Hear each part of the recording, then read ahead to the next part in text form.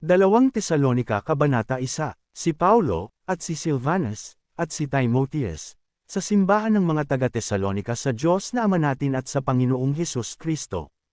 Ang biyaya nawa ay sumainyo, at ang kapayapaan, mula sa Diyos na Ama natin at sa Panginoong Hesus Kristo.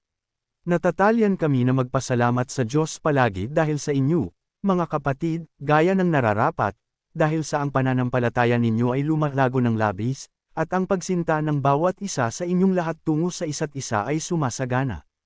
Anupat kami mismo ay nagmamapuri sa inyo sa mga simbahan ng Diyos dahil sa inyong pagtitiyaga at pananampalataya sa lahat ng inyong pag-uusig at kagipitang tinitiis ninyo. Na ito ay isang lantad na palatandaan ng matuwid na paghuhukom ng Diyos, upang maibilang kayong karapat-dapat sa kaharian ng Diyos, na dahil dito kayo rin naman ay nagdurusa.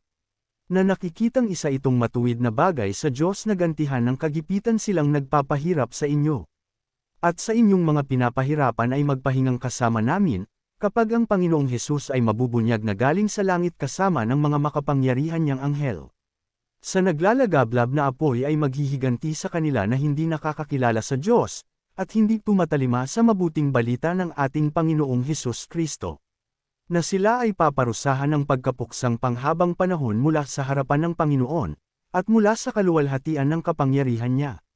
Kapag darating siya upang maluwalhati sa mga banal niya, at upang mahanggan sa kanilang lahat na nananalig, dahil ang patuto namin sa gitna ninyo ay panyaniligan, sa araw na iyon.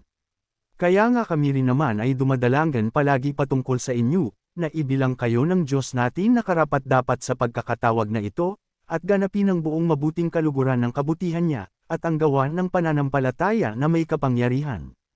Upang ang pangalan ng ating Panginoong Hesus Kristo ay maluwalhati sa inyo, at kayo ay sa Kanya, ayon sa biyaya ng Diyos natin at Panginoong Hesus Kristo.